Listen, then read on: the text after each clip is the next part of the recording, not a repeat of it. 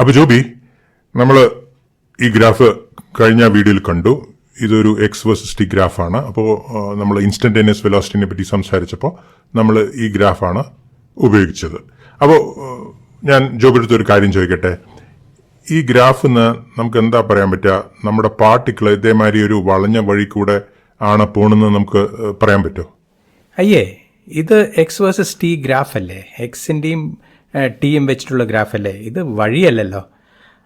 Particle പോണത് straight ലൈനിൽ കൂടെയാണ്. കാരണം നമ്മളിപ്പോഴും റെക്റ്റിലീനിയർ മോഷനാണ് ചെയ്യണത്. അതെ, കറക്റ്റ്. അപ്പോൾ ഇത് പാർട്ടിക്കിളിൻ്റെ വഴിയല്ല കാണിക്കുന്നത്, ഇത് എക്സ് വേഴ്സസ് ടി ഗ്രാഫാണ്. ഈ വളവ് കാണിക്കുന്നത് എന്താണെന്ന് വെച്ചാൽ എങ്ങനെയാണ് ഇതിൻ്റെ വെലോസിറ്റി സമയം പോകുന്തോറും എങ്ങനെയാണ് ഇതിൻ്റെ വെലോസിറ്റി ഇൻക്രീസ് ചെയ്യണമെന്നാണ് ഇത് കാണിക്കുന്നത്. ഫോർ എക്സാമ്പിൾ, ഇതപ്പോൾ ഈ സ്റ്റാർട്ടിംഗ് പോയിന്റിലത്തെ ഇൻസ്റ്റന്റേനിയസ് വെലോസിറ്റി ഇവിടുത്തെ ടാൻജന്റ് ഇല്ലേ, അതായത് ഇപ്പം ഞാൻ വരയ്ക്കുകയാണെങ്കിൽ സ്റ്റാർട്ടിംഗ് ഇൻസ്റ്റന്റേനിയസ് വെലോസിറ്റി ഈ ടാൻജന്റിന്റെ സ്ലോപ്പാണ്. അത് ഓൾമോസ്റ്റ് 0 ആണ്. ഓക്കെ, കാരണം ഈ ടാൻജന്റ് ലൈൻ ഓൾമോസ്റ്റ് ഫ്ലാറ്റ് ആണ്. അതേ സമയത്ത് നമ്മളിപ്പോൾ ഇവിടെ എവിടെയെങ്കിലും ഒരു ടാൻജന്റ് ലൈൻ വരയ്ക്കുകയാണെങ്കിൽ ഉണ്ടല്ലോ, അത് നല്ലോണം കുത്തനെയാണ് അല്ലേ, ഇതാ അവിടെ. അപ്പോൾ വെലോസിറ്റി, ഇൻസ്റ്റന്റേനിയസ് വെലോസിറ്റി ഇങ്ങനെ ഇൻക്രീസ് ചെയ്തുകൊണ്ട് വരികയാണ്. അപ്പോൾ ഇപ്പോൾ ഒരു കാറാണെങ്കിൽ അങ്ങനെ ആക്സിലറേറ്റ് ചെയ്യുന്ന ഒരു കാറാണ്. ഓക്കെ, അപ്പോൾ അതാണ് ഈ ഗ്രാഫ് കാണിക്കുന്നത്. അപ്പോൾ നമ്മൾ കഴിഞ്ഞ പ്രാവശ്യം പറഞ്ഞ മാതിരി ഇൻസ്റ്റന്റേനിയസ് വെലോസിറ്റിനെയും പറ്റി അനലിറ്റിക്കലായിട്ട് നമുക്ക് പറയാൻ നമ്മൾ പുതിയ മാത്തമാറ്റിക്സ് ഉപയോഗിക്കേണ്ടി വന്നു. ആ മാത്തമാറ്റിക്സിന്റെ പേരാണ് കാൽക്കുലസ്. അപ്പോൾ അത് പ്രകാരം എന്താണ് നമുക്ക് ഇൻസ്റ്റന്റേനിയസ് വെലോസിറ്റിന്റെ ഡെഫിനിഷൻ നമ്മൾ എഴുതിയത്? വി ടി, അതായത് velocity at A time T. അതാണ് ഇൻസ്റ്റന്റേനിയസ് വെലോസിറ്റി, ഒരു ടൈമിലത്തെ വെലോസിറ്റി. അതായത് ആ ടൈമിൽ നമ്മൾ ടാൻജന്റ് വരയ്ക്കുകയാണെങ്കിൽ അതിന്റെ സ്ലോപ്പ്, സ്പീഡോമീറ്റർ വാല്യൂ, ആ ടൈമിലത്തെ സ്പീഡോമീറ്റർ വാല്യൂ. അപ്പോൾ ഇതിനെ നമ്മൾ എന്താ എഴുതിയത്? This is equal to limit delta T going to 0 of the average velocity. ഇതിന്റെ ലിമിറ്റ് ആവറേജ് വെലോസിറ്റിയുടെ limit delta X by delta T. അപ്പോൾ ഇതിനെ പുതിയ മാത്തമാറ്റിക്സ് എന്ന് പറയാൻ കാരണം നമ്മൾ ഒരിക്കലും ഡെൽറ്റ ടീനെ 0 എടുക്കുന്നില്ല, ഡെൽറ്റ ടീനെ 0 ആയിട്ട് എടുക്കുന്നില്ല. ഓക്കെ, കാരണം ഡെൽറ്റ ടി 0 ആയിട്ട് എടുത്താൽ ആവറേജ് വെലോസിറ്റിനെ പറ്റി പറയുന്നതിൽ യാതൊരു അർത്ഥമില്ല. കാരണം average velocity for a 0 time interval makes no sense. അപ്പോൾ ഡെൽറ്റ ടി 0ലേക്ക് പോകുമ്പോൾ delta X by delta t ഏത് വാല്യൂയിലേക്കാണ് പോണത്? അതാണ് ഈ limit delta T going to 0 delta X by delta t പറയണത്. അപ്പൊ അതാണ് പുതിയ മാത്തമാറ്റിക്സ് കാൽക്കുലസ്. അപ്പോൾ ഇതിപ്പോ ഞാൻ പറഞ്ഞില്ലേ, ശരിക്കും നിങ്ങൾക്ക് മനസ്സിലാവാൻ, അതായത് ആലോചിച്ചിട്ട് നിങ്ങൾ ആലോചിക്കുന്ന ടൈപ്പ് ആണെങ്കിൽ ഇത് മനസ്സിലാക്കാൻ കുറച്ച് ഫെമിലിയാരിറ്റി വരണം. ഇതൊക്കെ ഉപയോഗിച്ചിട്ട് നമ്മൾ കുറെ പ്രോബ്ലംസ് ചെയ്യുമ്പോൾ നമ്മൾ പതുക്കെ ഈ പുതിയ കോൺസെപ്റ്റ്സ് ഒക്കെ നമ്മൾ ആക്സെപ്റ്റ് ചെയ്യും. നമ്മളിപ്പോൾ ഇതൊന്നും ചോദിക്കില്ല, ഇതൊന്നും എനിക്ക് വേണ്ട, എനിക്ക് ഫോർമുല മാത്രം മതി പറഞ്ഞാൽ പിന്നെ ഒരു പ്രശ്നമില്ല. പക്ഷെ അങ്ങനെ ചെയ്യാൻ പാടില്ല. നമ്മൾ ഇതിനെപ്പറ്റി ആലോചിക്കണം, നമുക്ക് ഇത്തിരി ബുദ്ധിമുട്ടൊക്കെ തോന്നണം. അങ്ങനെയാണ് നമ്മളുടെ തോട്ട് പ്രോസസ്സൊക്കെ ഇംപ്രൂവ് ചെയ്യുക, നമുക്ക് ഇൻറ്റ്യൂഷനൊക്കെ ഡെവലപ്പ് ചെയ്യുക. അങ്ങനെയാണ്. ഓക്കെ, അപ്പോൾ ഇതിനെ ഷോർട്ട് ഫോം ആയിട്ട് എങ്ങനെ എഴുതാ അറിയോ? എങ്ങനെ എഴുതുക? എപ്പോഴും നമുക്കിത് ഇതേമാതിരി limit delta T going to 0 delta X by delta T എന്ന് എഴുതാൻ പറ്റില്ലല്ലോ. അപ്പോൾ ഇതിനെ എങ്ങനെ എഴുതാ അറിയോ? ഇതിനെ D by D T of X എന്ന് എഴുതും.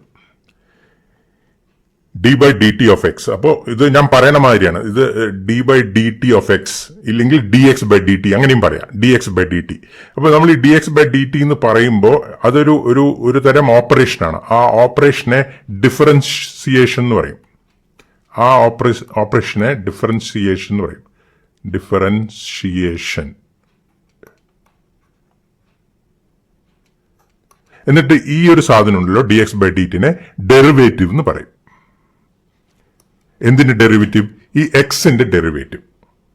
അപ്പൊ ഈ എക്സ് നമ്മൾ അവിടെ നമ്മൾ എക്സിനെ ഒരു ടൈമിന്റെ ഫംഗ്ഷൻ ആയിട്ടാണ് കൺസിഡർ ചെയ്യുന്നത്. അപ്പോൾ ഇപ്പൊ ഇവിടെയാണ് നമുക്ക് ഒരു ഫംഗ്ഷന്റെ ആവശ്യം വരുന്നത്. ഞാൻ കഴിഞ്ഞ പ്രാവശ്യം നമ്മൾ ഇതിനു മുമ്പ് ഏതൊരു വീഡിയോയിൽ പ്രോബ്ലം ചെയ്തപ്പോൾ ഞാൻ ഫംഗ്ഷൻസിനെ പറ്റി ബ്രീഫായിട്ട് പറഞ്ഞു. അപ്പൊ ഞാൻ പറഞ്ഞത് എന്താ അറിയോ, ഫംഗ്ഷൻ എന്ന് പറഞ്ഞാൽ ഇപ്പൊ ഒരു എക്സ് ഓഫ് ടി എന്ന് പറഞ്ഞാൽ ടി വെച്ചിട്ട് എക്സിനുള്ള ഒരു ഫോർമുല എന്ന് പറഞ്ഞു. അങ്ങനെ മനസ്സിലാക്കിയാലും മതി. പക്ഷെ നമുക്ക് ഈ വീഡിയോയിൽ ഫംഗ്ഷനെ പറ്റിയിട്ട് നമ്മൾ കൂടുതൽ പറയാൻ പോകണം. അപ്പോൾ ഇത് എക്സ് മൾട്ടിപ്ലൈഡ് ബൈ ടി എന്നല്ല, ഇത് വായിക്കേണ്ടത് എക്സ് ഓഫ് ടി, ഇല്ലെങ്കിൽ ഇതിനെ എങ്ങനെ എഴുതും, X is equal to F of T, അതായത് function of T. X is a function of T. Okay, ഇതൊക്കെ പല വിധത്തിൽ ഒരേ സാധനം നമ്മൾ പല വിധത്തിലും പറയും. അപ്പോൾ എന്താണ് ഫംഗ്ഷൻ എന്നൊക്കെ അതിനെ പറ്റിയിട്ടാണ് ഈ വീഡിയോ. ഇനി ഇതിപ്പോ ടി വേഴ്സസ് എക്സ് ഗ്രാഫ് അല്ലേ. അപ്പൊ അതിന് പകരം നമുക്ക് ജനറൽ ആയിട്ട് എക്സ് വേഴ്സസ് വൈ ആണെന്ന് വെക്കുക. അപ്പോൾ എക്സിന് പകരം ഇവിടെ വൈ ആണ്, ഇവിടെ ടിന് പകരം എക്സ് ആണെന്ന് വെക്കുക. അപ്പോൾ നമ്മൾ Y is equal to F of X എന്ന് പറയും, Y as a function of X. അപ്പൊ ഇവിടെ limit delta T going to 0 delta X by D delta T is equal to D by D T of X, where ഇതിനെ derivative of the function X of T എന്ന് പറയും. അതായത് ഇതിനെ derivative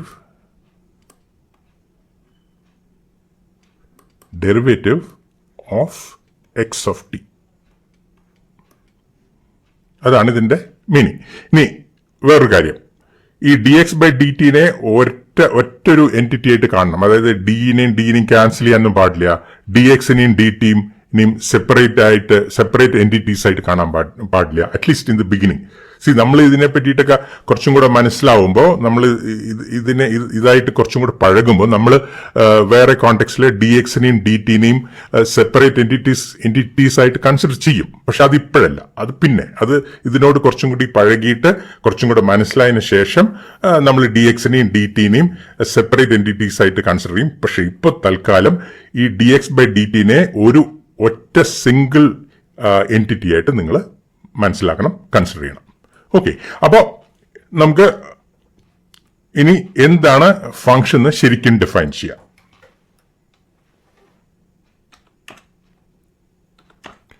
okay, what is a function?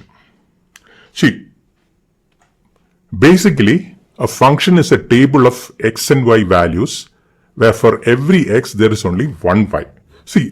ഒരു function പറഞ്ഞാൽ basically ഒരു table ആണ്. കുറെ എക്സ് വാല്യൂസും അതിന്റെ കറസ്പോണ്ടിങ് വൈ വാല്യൂസും. ഫോർ എക്സാമ്പിൾ 0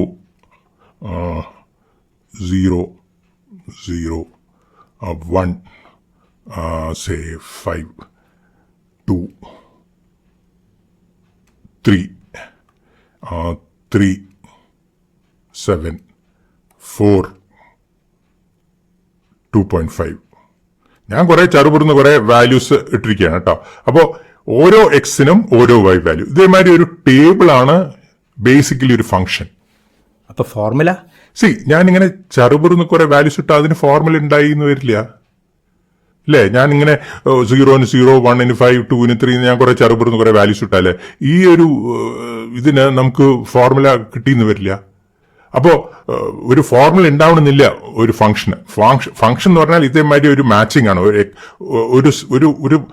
ഒരു കൂട്ടം എക്സ് വാല്യൂസും പിന്നെ വേറൊരു കൂട്ടം വൈ വാല്യൂസും തമ്മിലുള്ള ഒരു മാച്ചിങ് ആണ്, ഒരു മാപ്പിംഗ് ആണ് ഒരു ഫംഗ്ഷൻ. ഓക്കെ, പക്ഷെ ജോബ് പേടിക്കണ്ട, നമ്മളെ സംബന്ധിച്ചിടത്തോളം നമ്മൾ മിക്കവാറും ഫോർമുല ഉള്ള ഫംഗ്ഷൻസേ കൺസിഡർ ചെയ്യുള്ളൂ. ഫോർ എക്സാമ്പിൾ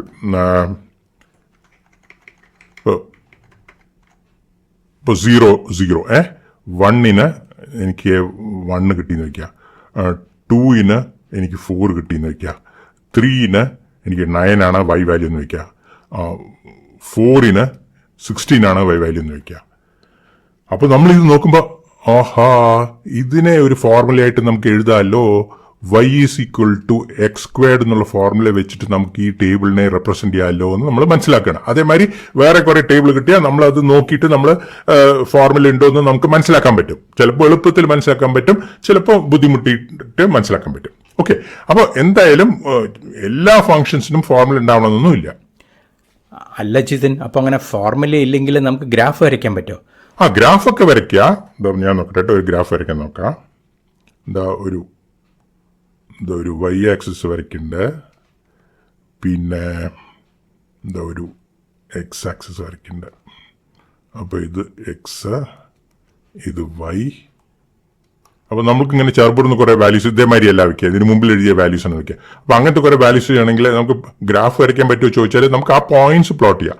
അതായത് അപ്പോൾ ഇവിടെ ഒരു പോയിന്റ് ഉണ്ട്, പിന്നെ ഇവിടെ ഒരു പോയിന്റ് ഉണ്ട്, പിന്നെ ഇവിടെ ഒരു പോയിന്റ് ഉണ്ട്, പിന്നെ ഇവിടെ ഒരു പോയിന്റ് ഉണ്ട്, പിന്നെ ഇവിടെ ഒരു പോയിന്റ് ഉണ്ട്, അങ്ങനെ പ്ലോട്ട് ചെയ്യാം.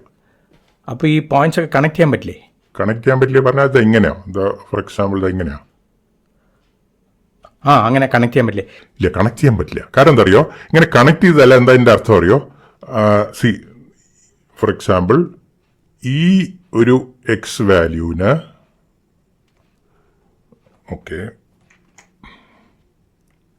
ഈ ഒരു എക്സ് വാല്യൂവിന് ഇതാണ് വൈ വാല്യൂ എന്നാണ് ഈ ഗ്രാഫ് പറയണത്. ഇങ്ങനെ ലൈൻ ഉണ്ടെങ്കിൽ അത് നമുക്ക് തന്നിട്ടില്ലല്ലോ. നമുക്ക് ഈ പോയിന്റിലത്തെയും ഈ പോയിന്റിലത്തെയും വാല്യൂസിലേ തന്നിട്ടുള്ളൂ, ഇതിന്റെ അടിയിലുള്ള വാല്യൂസ് ഒന്നും തന്നിട്ടില്ല. അപ്പോൾ നമുക്ക് ലൈൻ വരയ്ക്കാൻ പറ്റില്ല. ഇനിയിപ്പോ നമുക്ക് ഈ ഡേറ്റ തന്ന ആള് പറയണമെന്ന് വെക്കാം, സി എനിക്ക് തീരെ സമയമില്ല കേട്ടോ, അത് ഐ എം വെരി ബിസി, അത് കാരണം ഞാൻ ഈ പോയിന്റ്സിലത്തെ ഡേറ്റ മാത്രമേ ഇവിടെ തന്നിട്ടുള്ളൂ. നിങ്ങളൊരു കാര്യം ചെയ്യും, ഇടയിലുള്ള വാല്യൂസ് കണ്ടുപിടിക്കാൻ ഇന്റർപോളേറ്റ് ചെയ്തോൾ എന്ന് പറയുകയാണെന്ന് വെക്കാം. എന്താണത്? ഇന്റർപോളേറ്റ് എന്ന് പറഞ്ഞാൽ ഇടയിലുള്ള കണ്ടുപിടിക്കുക. ഇന്റർപോളേറ്റ്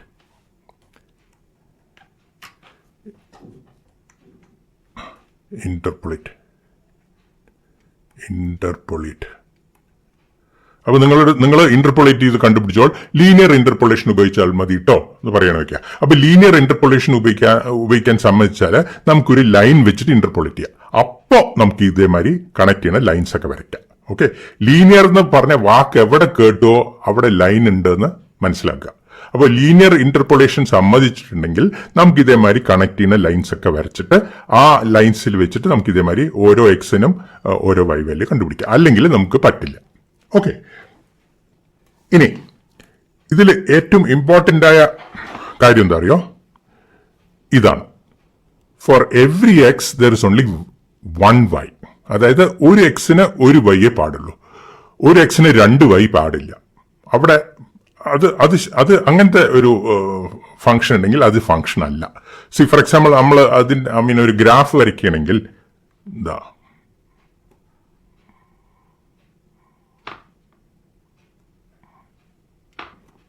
ഇത് എക്സ്, ഇത് വൈ. ഇതിപ്പോ ഒരു ഗ്രാഫ് വരയ്ക്കണമെങ്കിൽ ഇങ്ങനത്തെ ഒരു ഫംഗ്ഷൻ പറ്റില്ല. കാരണം എന്താ അറിയോ, ഇതേമാതിരി സി മാതിരിയുള്ള ഫംഗ്ഷൻസിനൊക്കെ ഈ എക്സിന്, ഫോർ എക്സാമ്പിൾ ഈ എക്സിന് ഇതൊരു വൈ വാല്യൂ, ഇതാ ഒരു വൈ വാല്യൂ. അപ്പോൾ ഒരു എക്സ് വാല്യൂവിന് രണ്ട് വൈ വാല്യൂ. ഇതിപ്പോ എക്സും വൈനും വരുമ്പോ ഇത് ഏതിനും ബാധകമാണ് കേട്ടോ. ഇപ്പൊ എക്സ് എന്ത് വേണമെങ്കിലും ആവില്ല. ഇപ്പൊ എക്സിന് വരെ നമ്മളിപ്പോ ടി എന്ന് വെക്കാം, വൈന് വരെ നമ്മുടെ യൂഷ്വൽ എക്സ് ആണെന്ന് വെക്കാം. ഓക്കെ, അപ്പോൾ എക്സ് വേഴ്സസ് ടി ഗ്രാഫിൽ ഇങ്ങനെ വരാൻ പറ്റില്ല. കാരണം എന്താ പറയുക, ഇതുണ്ടല്ലോ ഒരു ടൈമിൽ നമ്മുടെ പാർട്ടിക്കിൾ ഒരേ ടൈമിൽ രണ്ട് സ്ഥലത്തിരിക്കണം. എന്താണ് നമ്മുടെ പാർട്ടിക്കിൾ, എന്താ ദൈവമോ ഒരേ സമയത്ത് രണ്ട് സ്ഥലത്തിരിക്കാൻ? അപ്പോൾ അതൊക്കെ ആർട്ടിഫിഷ്യലാണ്. ഓക്കെ, അപ്പോൾ ഒരു എക്സ് വാല്യൂന് ഒരു വൈയെ പാടുള്ളൂ. ഇതാണ് ഏറ്റവും ഇമ്പോർട്ടൻറ്റ് പ്രോപ്പർട്ടി ഒരു ഫംഗ്ഷന്റെ. ഓക്കെ, അപ്പോൾ നമുക്ക്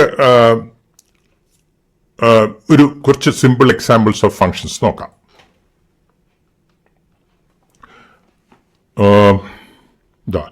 എന്താണ് y equal to F of X ആണ് കേട്ടോ നമ്മൾ നോക്കണത്. അപ്പോൾ കുറേ സിമ്പിൾ എക്സാമ്പിൾസ്. അപ്പോൾ example 1, y equal to M X plus C, നമ്മുടെ usual straight line slope intercept form. ഇതൊരു ഫംഗ്ഷനാണ്, ഇതൊരു ലീനിയർ ഫംഗ്ഷനാണ്. ഇനിയിപ്പോൾ വേറൊരു എക്സാമ്പിൾ എടുക്കാം. Area of a circle y equal to pi X squared. ഇവിടെ എക്സ് എന്ന് പറയുന്നത് radius of the circle, Y ആണ് ഏരിയ. അപ്പൊ ഇതൊരു ക്വാഡ്രാറ്റിക് കേവ് ആണ്. നമ്മൾ ഏതൊരു വീഡിയോയിൽ സ്ലോപ്പ് ഓഫ് എ കേവ് എന്ന് പറഞ്ഞ വീഡിയോയിൽ നമ്മൾ ഈ എക്സ് സ്ക്വയർഡിന്റെ ഗ്രാഫ് എങ്ങനെ ഇരിക്കുന്നു നമ്മൾ കണ്ടു. ഓക്കെ, അതേമാതിരി വേറൊരു example y is equal to 4/3 pi X cube. ഇതെന്താണെന്ന് പറയൂ Joby? Volume of a sphere. അതെ, volume of a sphere. X വന്നിട്ട് ആ സ്ഫിയറിന്റെ റേഡിയസ്, വൈ വന്നിട്ട് വോളിയം. ഓക്കെ, അപ്പോൾ ഇതൊരു ക്യൂബിക് കേർവ് ആണ്. അത് നമ്മൾ കണ്ടു എങ്ങനെയാ അതിരിക്കുക എന്നുള്ളത്. ഇനിയിപ്പോൾ വേറൊരു example, y is equal to 9/5 x + 32. ഇതെന്താണെന്ന് പറയൂ ജോബി. Celsius to Fahrenheit. അതെ, എക്സ് വന്നിട്ട് സെൽഷ്യസ് ടെമ്പറേച്ചർ, y വന്നിട്ട് ഫാരൻഹീറ്റ് ടെമ്പറേച്ചർ. അപ്പോൾ ഇത് ഒരു Celsius to Fahrenheit temperature conversion ഫോർമുലയാണ്. ഇത് ഒരു സ്ട്രെയിറ്റ് ലൈനാണ്. ഇതിൻ്റെ സ്ലോപ്പ് വന്നിട്ട് 9/5. ഇതിൻ്റെ y ഇന്റർസെപ്റ്റ് വന്നിട്ട് 32. അതായത് സെൽഷ്യസ് 0 സെൽഷ്യസിന് ഫാരൻഹീറ്റ് വാല്യൂ 32 ആണ്. ഓക്കെ, അപ്പോൾ അതുമാതിരി ഇതിപ്പോൾ ഇവിടെ ഇത് ഓക്കെ. അപ്പോൾ അതിങ്ങനെ ഈ ഗ്രാഫിൽ വരയ്ക്കുകയാണെങ്കിൽ ഇതാ ഇങ്ങനെ ഇരിക്കും. ഇതാണ്, ഇതെന്താണത്, 0,32 ഇതിലത്തെ y ഇന്റർസെപ്റ്റ്. ഓക്കെ, ഇത് ഇവിടെ ഫാരൻഹീറ്റ്, ഇവിടെ വന്നിട്ട് സെൽഷ്യസ്. ഓക്കെ, ശരി. ഇനി ഞാൻ പറഞ്ഞല്ലോ ഇതിന്റെ ഏറ്റവും ഇമ്പോർട്ടൻറ്റ് പ്രോപ്പർട്ടി സിംഗിൾ വാല്യൂഡ്നെസ് ആണെന്ന് പറഞ്ഞല്ലോ. പക്ഷെ അതിന്റെ അർത്ഥം നമ്മൾക്ക് ഇതേമാതിരി വളഞ്ഞ കേർവ്സ് ഒന്നും നമ്മൾ ഉപയോഗിക്കുകയില്ല എന്നൊന്നും പറയുന്നില്ല. ഫംഗ്ഷൻ അല്ല എന്ന് മാത്രം. ഇതേമാതിരിയുള്ള കേർവ്സ് ഒക്കെ ഫംഗ്ഷൻ അല്ല എന്ന് മാത്രമേ ഉള്ളൂ. പക്ഷെ ഇതൊന്നും നമ്മൾ ഇങ്ങനത്തെ കേർവ്സ് ഒന്നും ഉപയോഗിക്കാനേ പാടില്ല എന്നൊന്നും പറയുന്നില്ല. ഓക്കെ, അതിന്റെ ഒരു എക്സാമ്പിൾ ഞാൻ ഇപ്പോൾ കാണിച്ചു തരാം.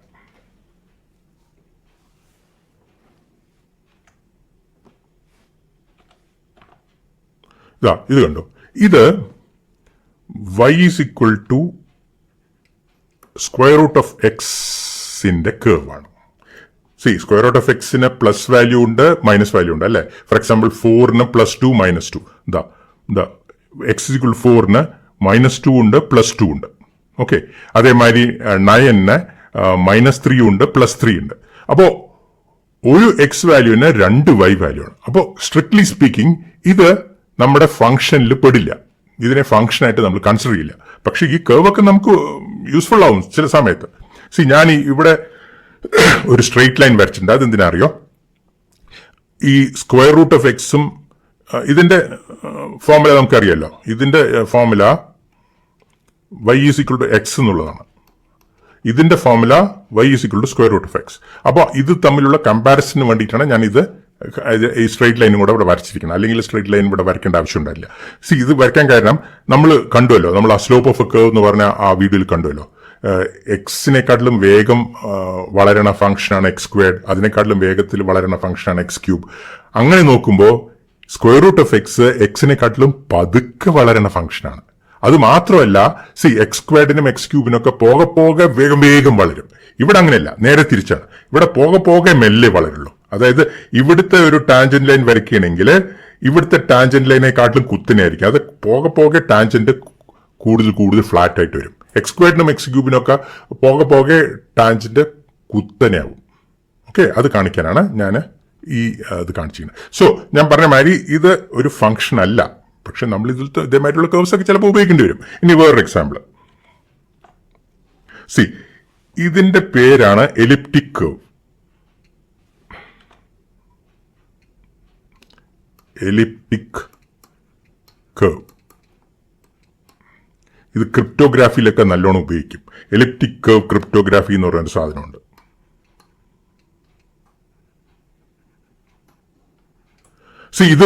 ഇതിന്റെ ശരിക്കും ഈ ഒരു കേർവിന്റെ ഫോർമുല എന്താ അറിയോ, ഇതാണ് y is equal to square root of x³ minus 2x plus 4.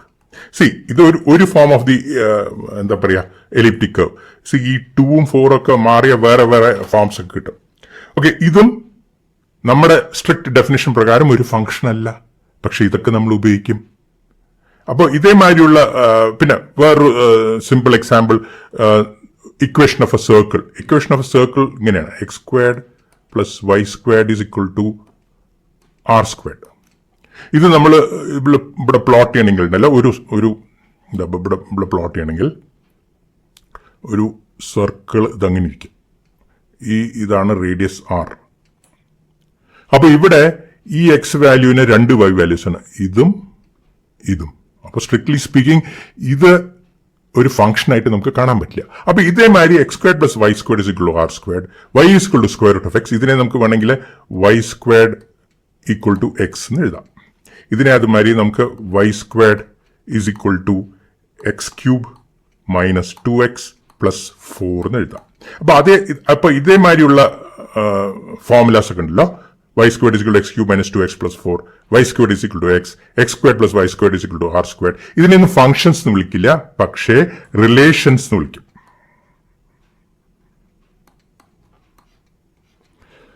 These are all relations between x and y. They are not functions. Okay. അപ്പോ ബേസിക്കലി ജോബി മനസ്സിലാക്കേണ്ടത് ഒരു ഫംഗ്ഷൻ എന്ന് പറഞ്ഞാൽ ഒരു എക്സിന് ഒരു വൈയെ പാടുള്ളൂ. അപ്പോൾ ഇതേമാതിരി സ്ക്വയർ റൂട്ട് ഓഫ് എക്സ് ഇല്ലെങ്കിൽ elliptic curve x square plus y square r square ഇതൊന്നും നമ്മുടെ ആവശ്യത്തിന് ഫംഗ്ഷൻസ് ആയിട്ട് നമ്മൾ കൺസിഡർ ചെയ്യില്ല. ഓക്കെ, ഇനി continuous and discontinuous functions. C, ഇപ്പോ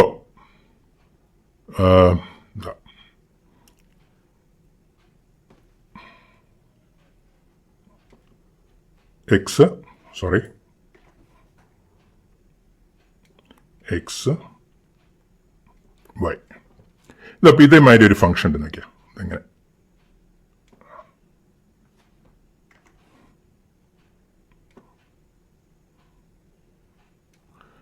അപ്പൊ ഈ ഫംഗ്ഷന്റെ പ്രത്യേകത എന്താണെന്ന് വെച്ചാൽ ഈ എക്സ് വാല്യൂവില് ഈ ഫംഗ്ഷൻ ഒരു പൊട്ടലുണ്ട്. നമ്മൾ പൊട്ടലുള്ള ഫംഗ്ഷനെ നമ്മൾ ഇതിനു മുമ്പ് കണ്ടിട്ടുണ്ട് അല്ലെ, ഒരു പ്രോബ്ലം ചെയ്തപ്പോൾ വി വേഴ്സസ് ടി ഗ്രാഫിൽ നമ്മൾ പൊട്ടലുള്ള ഫംഗ്ഷനെ കണ്ടിട്ടുണ്ട്. അതുമാതിരി ഇവിടെയും ഒരു പൊട്ടലുണ്ട്. ഓക്കെ, അപ്പൊ ഇങ്ങനെ ഇതേമാതിരിയുള്ള പൊട്ടലുള്ള ഫംഗ്ഷൻസിനെ നമ്മൾ എന്താ വിളിക്കുക അറിയോ? ഡിസ്കണ്ടിന്യൂസ് ഫംഗ്ഷൻസ് എന്ന് വിളിക്കും. അതായത് ഒരു ബ്രേക്ക് ഉള്ള ഫംഗ്ഷൻസിനെ ഡിസ്കണ്ടിന്യൂസ് ഫംഗ്ഷൻസ് എന്ന് വിളിക്കും. ബാക്കിയുള്ള ഫംഗ്ഷൻസിനെ, ഇങ്ങനെ പൊട്ടലൊന്നും ഇല്ലാത്ത ഫംഗ്ഷൻസിനെ നമ്മൾ കണ്ടിന്യൂസ് ഫംഗ്ഷൻസ് എന്ന് വിളിക്കും. ഇത്രയുള്ളൂ കാര്യം. അപ്പൊ പല വിധത്തിൽ ഇതേമാതിരി പൊട്ടലൊക്കെ ഉണ്ടാവാം. എന്താ പൊട്ടലുള്ളതിന്റെ പ്രശ്നം അറിയോ? നമുക്ക് ഈ പൊട്ടലുള്ള സ്ഥലത്ത്, പൊട്ടലുള്ള എക്സ് വാല്യൂവില് നമുക്ക് ഡെറിവേറ്റീവ് ഡിഫൈൻ ചെയ്യാൻ പറ്റില്ല. എന്താണ് ഡെറിവേറ്റീവ്? നമ്മൾ ഇതിനു മുമ്പ് എഴുതിയിട്ടുണ്ട്. അതായത് ഈ ഒരു എക്സ് വാല്യൂവില് നമ്മൾ ഡെറിവേറ്റീവ് എഴുതുകയാണെങ്കിൽ എങ്ങനെ എഴുതും? dx by dt is equal to limit delta t going to 0 delta x, sorry, ഇത് ഞാൻ d X by D t d Y by D x ആണ് എഴുതേണ്ടത്. കാരണം നമ്മൾ എക്സ് വേഴ്സസ് ടി ഗ്രാഫ് അല്ല ചെയ്യുന്നത്, Y versus X versus Y ഗ്രാഫാണ് നമ്മൾ ചെയ്യുന്നത്. ഓക്കെ, അപ്പോൾ അതിന് പകരം നമ്മൾ D Y by D X is equal to limit delta X going to 0 delta Y by delta X. See, X versus ടീന് പകരം ഞാൻ വൈ വേഴ്സസ് എക്സ് എടുക്കണമെന്നേ ഉള്ളൂ, വേറൊരു വ്യത്യാസമൊന്നുമില്ല. അപ്പൊ ഇവിടെ ഞാൻ പറഞ്ഞല്ലോ, എങ്ങനെ വേണമെങ്കിലും നമുക്ക് ഡെൽറ്റ എക്സ് 0 ആ ലിമിറ്റ് നമുക്ക് എങ്ങനെ വേണമെങ്കിലും കൊണ്ടുവരാൻ പറഞ്ഞല്ലോ. റൈറ്റ് സൈഡിൽ നിന്ന് ഡെൽറ്റ എക്സിനെ ചെറുതാക്കി കൊണ്ടുവരാം, ലെഫ്റ്റ് സൈഡിൽ നിന്ന് ചെറുതാക്കി കൊണ്ടുവരാം, ഇല്ലെങ്കിൽ ഇതിനെ നടുവിലാക്കിയിട്ട് രണ്ട് സൈഡിലും കൂടി ഡെൽറ്റ എക്സിനെ ചെറുതാക്കി കൊണ്ടുവരാം. അപ്പൊ അങ്ങനെ ചെയ്താലുണ്ടല്ലോ നമ്മളിതപ്പോ ഈ ഒരു എക്സിന്റെ ചുറ്റിപ്പറ്റിയിട്ട് ഒരു ഡെൽറ്റ എക്സ് എടുക്കണമെന്ന് വെക്കാം.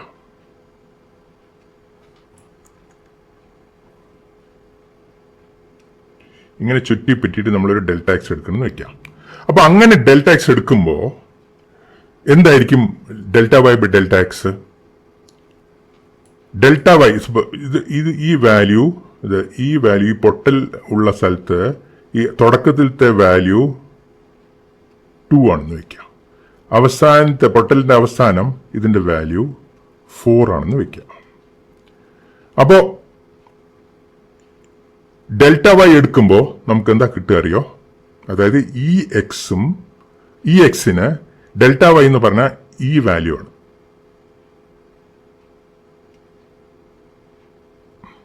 അപ്പൊ ഇവിടെ നമ്മൾ ഇവിടുന്ന് ഇങ്ങനെ ഈ സൈഡിൽ പറഞ്ഞ ഡെൽറ്റ എക്സിന്റെ ഈ പോയിന്റ് റൈറ്റ് സൈഡിൽ എവിടെയും ഇവിടുന്ന് ഇങ്ങനെ താഴെ കൊണ്ടുവരുമ്പോഴേ, അതായത് ഈ ഡെൽറ്റ എക്സ് ഇങ്ങനെ ചുരുക്കി കൊണ്ടുവരുമ്പോഴേ നമ്മളിങ്ങനെ അതിന്റെ അടുത്തടുത്ത് വരികയാണ്. അപ്പോൾ ഈ വാല്യൂ ഏതിലേക്കാണ് വരുന്നത്? 4ലേക്കാണ് വരുന്നത്. അതേമാതിരി ലെഫ്റ്റിൽ നിന്ന് ഇങ്ങനെ വരുമ്പോൾ ഈ വാല്യൂ എവിടേക്കാണ് വരുന്നത്? 2 ആണ് വരുന്നത്. അപ്പൊ ഇവിടെ ഡെൽറ്റ വൈ എന്ന് പറയുന്നത് ഡെൽറ്റ വൈ ഏത് ലിമിറ്റിലേക്കാണ് എത്തിച്ചേരുന്നത്? 4 - 2 ഈസ് ഈക്വൽ ടു 2ലേക്കാണ് എത്തിച്ചേരുന്നത്. അപ്പോൾ ഡെൽറ്റ എക്സ് 0ലേക്ക് പോകുമ്പോൾ ഡെൽറ്റ വൈ 0ലേക്ക് പോകില്ല, ഡെൽറ്റ വൈ 2ൽ വന്ന് നിൽക്കുകയാണ്. അപ്പോൾ ഈ റേഷ്യോക്ക് എന്ത് പറ്റും?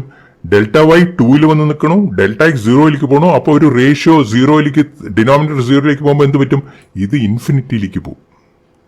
ഇത് ഇൻഫിനിറ്റിയിലേക്ക് പോകും. അപ്പോൾ അതുകൊണ്ട് ഇൻഫിനിറ്റി എന്ന് പറയുന്നത് ഒരു സാധാരണ നമ്പർ ഒന്നുമില്ല. ഓക്കെ, അപ്പോൾ അങ്ങനെ ഇൻഫിനിറ്റിയിലേക്ക് പോണ കാരണം ഈ ഒരു പൊട്ടലുള്ളവിടെ നമുക്ക് ഡെറിവേറ്റീവ് ഡിഫൈൻ ചെയ്യാൻ പറ്റില്ല. കാരണം ആ ഡെറിവേറ്റീവ് ഇൻഫിനിറ്റി ആയിരിക്കുകയാണ്. ഇൻഫിനിറ്റി ആവുമ്പോൾ അതൊരു വാല്യൂ ആയിട്ട് നമ്മൾ കൺസിഡർ ചെയ്യില്ല. അപ്പോൾ ഇതേമാതിരിയുള്ള പൊട്ടലുള്ള കേസിൽ നമുക്ക് ഡെറിവേറ്റീവ് ഇല്ല എന്ന് പറയാം. ഓക്കെ, ഇനി പൊട്ടലൊന്നുമില്ല. ഓക്കെ, വേറൊരു എക്സാമ്പിൾ.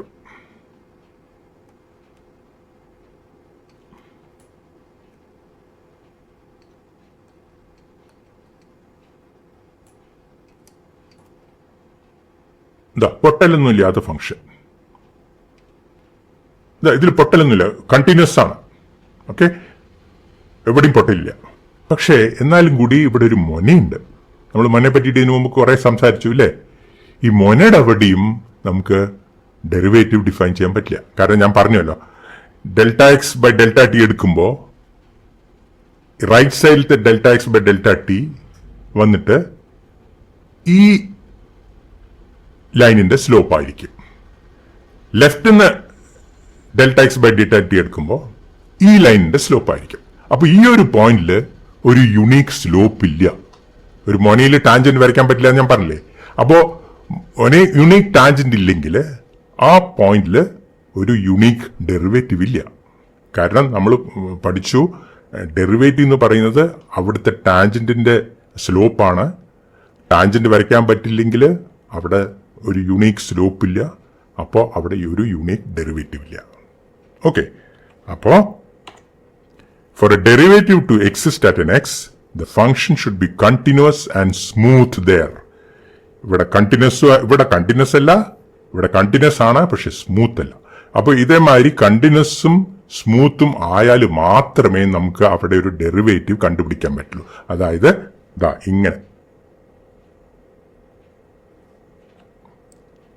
ഇതേമാതിരിയുള്ള കേവൊക്കെ ആണെങ്കിൽ നമുക്ക് ഇതേമാതിരി സ്മൂത്തായ ഏതൊരു സ്ഥലത്തും നമുക്ക് ഡെറിവേറ്റീവ് ഡിഫൈൻ ചെയ്യാം. ഈ ഒരു ഡെഫിനിഷൻ വെച്ചിട്ട്, അതായത് delta X going to 0, delta Y by delta x, limit of delta Y by delta x as delta x to 0 എന്ന് വെച്ചിട്ട് നമുക്ക് ഇതേമാതിരി സ്മൂത്തായ സ്ഥലത്ത്, കണ്ടിന്യൂസും സ്മൂത്തായ സ്ഥലത്ത് എവിടെ വേണമെങ്കിലും നമുക്ക് ഒരു ഡെറിവേറ്റീവ് കണ്ടുപിടിക്കാം. ഓക്കെ, അപ്പോൾ ഞാൻ പഴയ നമ്മുടെ ഗ്രാഫ് ഒന്നും കൂടെ കാണിക്കുകയാണ്. ഇവിടെ വി വേഴ്സസ് ടി ഗ്രാഫില് പൊട്ടലുണ്ട്. ഇതൊരു ഡിസ്കണ്ടിന്യൂസ് ഫംഗ്ഷനാണ്. ഇത് ഡിസ്കണ്ടിന്യൂസ്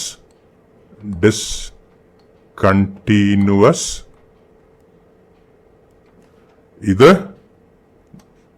നോട്ട് സ്മൂത്ത്. ഇത് കണ്ടിന്യൂസ് ആണ്, പക്ഷെ സ്മൂത്ത് അല്ല. അപ്പൊ ഇവിടെ രണ്ടെവിടെയും no D X by D T. ഇവിടെയും no D X by D T പറ്റില്ല.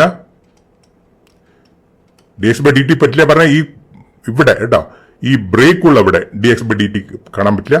അതേമാതിരി ഇവിടെയും ഈ മൊനയുടെ അവിടെ D X by D T കണ്ടുപിടിക്കാൻ പറ്റില്ല. അപ്പോ